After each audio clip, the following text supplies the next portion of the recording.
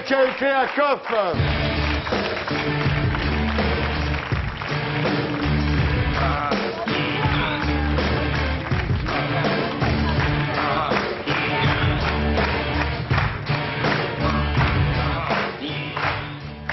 Alors, Guy, voilà une personne hors du commun, Cléa Coff. Vous parlez français? Je peux comprendre français, mais je ne peux pas Ouais. vraiment beaucoup. Il y a une traduction? Il y a une traduction. Bonsoir. Bonsoir, c'est qui? C'est Tasmine. Oh, ma Tasmine. Non, Cléa est une fille vraiment hors du commun. Votre père est américain, votre mère est tanzanienne, vous êtes né en Angleterre en 1972, et depuis l'enfance, Cléa est attirée par les ossements. À l'âge de 7 ans, vous ramassez des oiseaux morts dans votre jardin de Los Angeles. Vous les enterrez dans un petit cimetière que vous avez construit. Plus tard, au Kenya, vous ramassez les os blanchis dans le parc Amboseli, vous les nettoyez. Quelques années plus tard, à l'âge de 13 ans, vous habitez Washington, vous mettez des oiseaux morts dans des sacs en plastique pour pouvoir les déterrer plus tard, tu vois. Bref, à l'âge de 17 ans, vous vous dirigez vers l'ostéologie humaine. Alors, au départ, plutôt l'Antiquité gréco-romaine, hein, le Vésuve, Pompéi, tout ça. Orlando, enfin bon. Orlando. Et puis, en fait, très vite, vous vous apercevez que vous êtes intéressé par des personnes mortes depuis peu et inconnues. Voilà. Alors, ce livre que vous publiez, qui s'appelle La mémoire des os, raconte finalement comment vous avez décidé d'utiliser la médecine légale et les médecins légistes pour traduire en justice des criminels de guerre, en gros. Et ce qui vous a inspiré, c'est un livre qui avait été fait sur la junte argentine. Hein. Oui, tout à fait.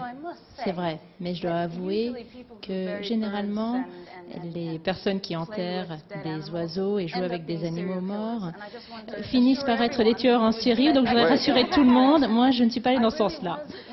Non, vraiment, ce qui m'intéressait, c'était les situations dans lesquelles le gouvernement a tué sa propre population, ses propres ressortissants. Et la raison pour laquelle je me suis intéressée à cela, c'est parce que lorsque les ossements sont sur le banc des témoins, eh bien en fait, cela permet de redonner une voix à des personnes que l'on avait voulu réduire au silence. On avait pensé les massacrer pour les faire taire. Et finalement, les ossements nous permettent de témoigner. Et nous, il faut bien sûr que nous traduisions ce que les ossements disent. On peut apprendre, on peut découvrir quel est leur âge, leur taille, et savoir la manière dont une personne est massacrée ou morte pendant le combat. Est-ce que quand vous ramenez du travail à la maison, vous enfermez votre chien? Bien, donc après un master d'anthropologie médico-légale à l'université d'Arizona, vous continuez et vous commencez à vous spécialiser là-dedans, et très vite vous avez peur. Évidemment, le soir pendant vos études, vous êtes chez vous, vous vérifiez 3 fois que les portes sont bien fermées, que le rideau de la douche est bien transparent, et vous sentez une odeur de décomposition qui monte de chez le voisin. C'est-à-dire que même pendant vos études, déjà, vous commencez à flipper sur votre métier. Oui, tout à fait. Et je crois que c'est parce que lorsque l'on travaille dans un tel environnement et que l'on voit ce que les autres sont capables de faire à des hommes et à des femmes, eh bien, on se rend compte qu'il y a des choses qu'on espérerait ne pourraient jamais se produire, qui finalement se produisent, et ça se passe près de chez vous.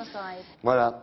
Donc, à la fin de vos études, vous êtes envoyé au Rwanda par le tribunal pénal international pour enquêter sur le génocide. À l'époque, vous avez 23 ans, et votre but, c'est mettre vos compétences médico-légales au service des droits de l'homme, justement pour savoir finalement comment tous ces gens à qui on avait voulu interdire de parler peuvent parler et peuvent dénoncer les criminels au-delà de leur mort. Alors, c'est vrai que déjà dans l'avion, vous fondez en larmes en lisant les dépositions des survivants, déjà avant même d'arriver là-bas, quoi. Oui. En fait, je n'ai jamais réussi à véritablement séparer mes émotions propres du travail. Parce que bien sûr, pour pouvoir faire le travail, il faut mettre ses émotions de côté. Et c'était important de ne pas pleurer lorsque l'on travaille. Mais je crois que s'il y a un endroit où véritablement on va se sentir humain, c'est soit dans un charnier ou alors lorsque l'on voit des témoins, des personnes qui ont survécu au génocide. Mais dans un charnier, eh bien, on s'occupe des cadavres un après l'autre. Et c'est là qu'on se rend compte que ce concept de génocide, finalement, est composé de meurtres individuels. Et alors, on commence à se demander qui a planifié ces crimes, parce que ça n'arrive pas du jour au lendemain. Alors voilà, vous vous retrouvez à Kibouye, donc un endroit où il y a eu 250 000 morts. Et là, et c'est très intéressant, vous découvrez la même blessure sur tous les squelettes. Vous découvrez que le talon d'Achille a été sectionné, c'est-à-dire pour éviter que les gens s'enfuient. Il ne les tuait pas tout de suite. Il commençait par leur couper le talon d'Achille, comme ça ils ne pouvaient plus bouger, et il venait les tuer plus tard. Yes, absolutely. Oui, tout à fait. Et il faut vraiment se rendre compte de la situation au Rwanda, tout particulièrement. Entre 800 000 et 1 million de personnes ont été massacrées en environ 3 mois et sans armes de destruction massive. C'est un pays où 92% des habitants sont dans le milieu agricole. La plupart d'entre eux n'ont pas de téléphone, ils écoutent la radio. Et ces crimes se sont produits de manière aussi rapide et condensée à cause d'une planification, sinon ça n'est pas possible. Et bien sûr, pour moi, c'est important de penser qu'on ne peut pas simplement massacrer à cette échelle par haine, tout simplement. Pour moi, c'est intéressant de comprendre le mécanisme du génocide, parce que ça nous permet de comprendre comment prévenir le génocide. Et je ne parle même pas d'intervention militaire, donc de l'extérieur, mais vraiment une prévention qui viendrait de l'intérieur. Essayer de trouver une solidarité entre les gens. Alors là, voilà, donc vous êtes dans ce charnier toute la journée, vous trouvez des cadavres, vous dites des vertèbres cervicales avec des colliers autour, puisqu'évidemment, les gens ont été tués comme ils étaient. Et c'est terrible, il y a une telle puanteur dans ce charnier, vous dites qu'il y a les larmes qui montent aux yeux tellement ça sent mauvais, ça imprègne les vêtements malgré les combinaisons de protection. Et vous racontez un détail touchant, c'est-à-dire que vous avez 3 soutiens-gorge. Vous avez un soutien-gorge que vous utilisez pendant que vous travaillez, un que vous utilisez juste après la douche, qui sent encore un peu mauvais, et un qui est, alors là, complètement propre, que vous utilisez après. C'est-à-dire que tellement cette odeur, cette puanteur rentre partout, quoi. Oui. Alors bien sûr, cette odeur est tout à fait naturelle. C'est le processus naturel que subissent nos corps lorsque nous sommes enterrés. Donc c'est tout à fait normal.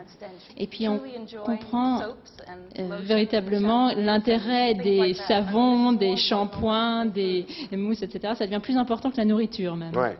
Donc voilà, votre mission c'est d'exhumer 500 cadavres, vous le faites. Vous dites d'ailleurs que parmi ces 500 cadavres, la moitié sont des enfants, hein, au Rwanda. Ensuite, vous êtes chargé de 6 autres missions, dont certaines en Bosnie, en Croatie, à Vukovar.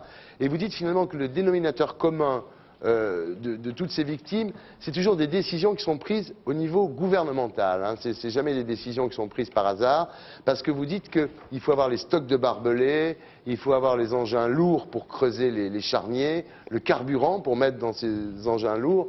Donc c'est des décisions qui peuvent être prises qu'au niveau gouvernemental. Ce n'est pas le fait d'un voisin, hein. C'est des choses très planifiées, vous racontez. Oui, absolument. Et puis bien sûr qu'il y aura des meurtres, la violence. Ce sont des choses qui se passent dans notre société tous les jours et qui peuvent également se produire pendant une guerre. Mais lorsque l'on a vu les charniers autour de Srebrenica, eh bien, les personnes ont été massacrées en 1995, 4 ans après le début de la guerre. Et les hommes avaient les mains liées derrière le dos avec du barbelé. Et se dire qu'il y avait encore du barbelé à cette époque-là, eh bien, vraiment, cela interpelle, parce qu'à l'époque, on n'avait vraiment rien. Alors, comment est-ce que ces éléments sont arrivés dans les charniers? Ça m'intéresse, parce que ça montre bien la planification. Je crois que cela nous fera bien sûr ramener personne, mais cela permet aux ossements d'apporter un témoignage. Et cela nous permet de voir qu'on peut vraiment faire en sorte que les personnes responsables soient tenues justement pour personnes responsables et à répondre de leurs actes. Et il y a bien sûr des cas dans lesquels on tue des soldats, mais lorsqu'on commence à s'attaquer aux civils, aux enfants, aux femmes, eh bien là, on ne respecte plus la loi. C'est aussi simple que cela. Voilà, c'est ça que vous dites. Vous dites qu'il faut qu'on fasse bien la différence entre des combattants, des soldats qui sont morts au combat, et puis des gens qui sont génocidés. C'est-à-dire des civils qu'on tue sans raison, juste pour épuration ethnique ou pour les éliminer. Voilà. Ça s'appelle La mémoire des os, donc c'est chez Héloïse d'Ormesson. C'est difficile de dormir toute seule, non, quand on fait ce genre de métier, non? Bien amené, bravo. Oui, j'essaye de ne pas être seule, oui. Oui, sinon on a peur la nuit. Oui, très honnêtement, j'ai peur la nuit, c'est vrai, parce que je sais que les fenêtres, les portes ne sont pas si solides que ça, pas plus solides qu'en Bosnie. Alors on va